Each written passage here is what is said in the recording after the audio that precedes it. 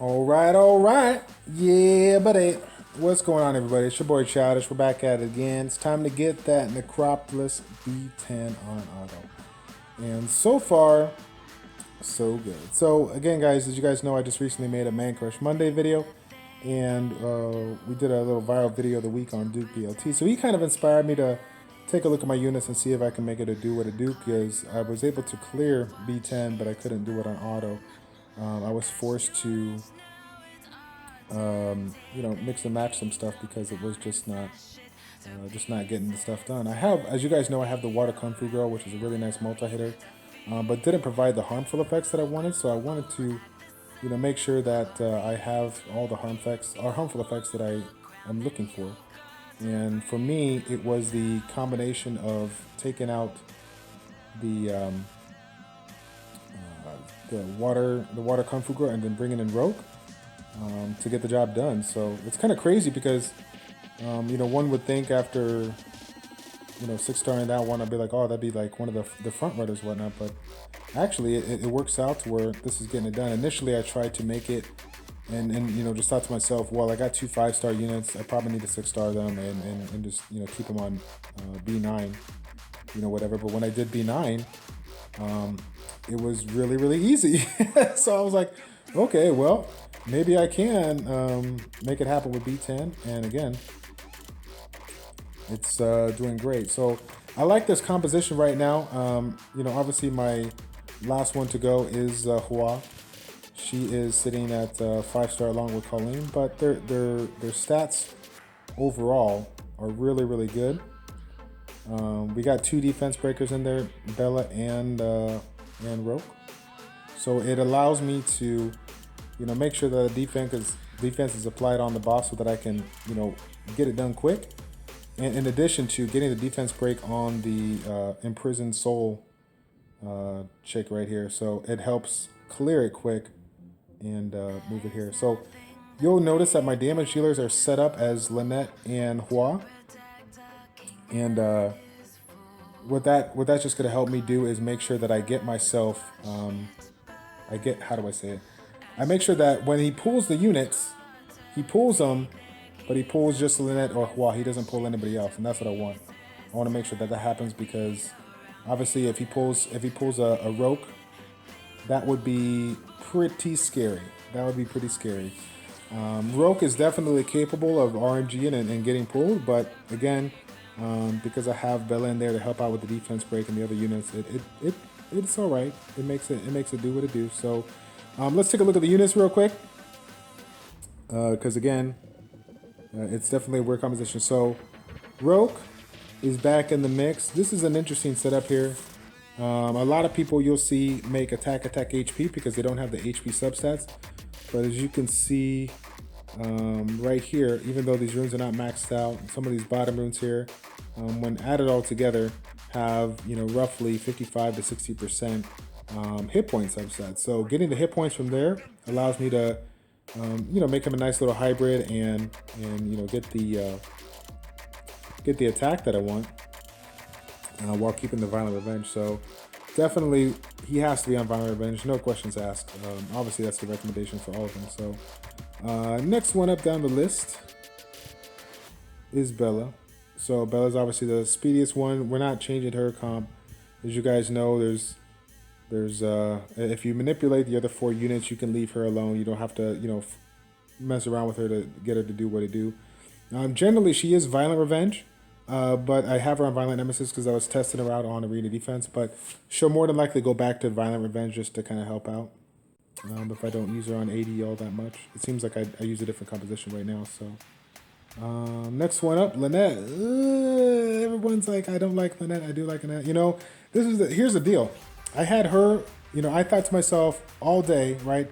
Lynette, Zhao Lin, I think it's pronounced it right, the Water Kung Fu Girl, Hua, Bella, and Colleen. I thought it was going to be great. But while the fact remains that while it was a good idea because I got the multiple hits or whatnot, the harmful effects I was not getting the ones that I wanted, consistently, right? And so I thought to myself, why not test out Rogue, right? Because Rogue has the defense breaks that I want for the Imprisoned Soul. He has the team up ability to help out with either more triggers to take the shield down, or get the harmful effects that I want from the Hua, from the Colleen. You know, it's random, but you know, I have a better chance than not having him team up with someone that has a multi-hit. So being that it goes every 3 turns, I felt that it was, you know, reasonably decent, you know, running it. And so far so good. Let's see. So Lynette 6-star, yes. Everybody farmed the HOH, and while I went back and forth with doing the water one versus the dark one, and obviously I understand that the leader skills really not going to help too much on the boss, just kind of clearing all the way to the boss.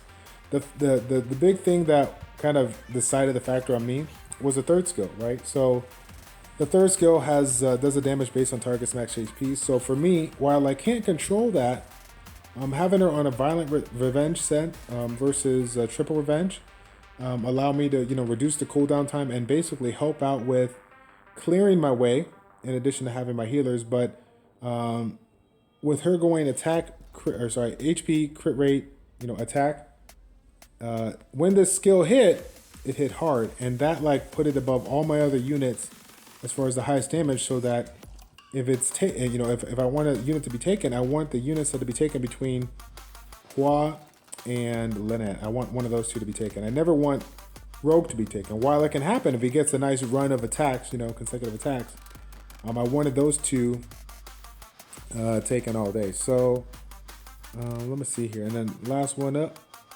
is Miss Hua.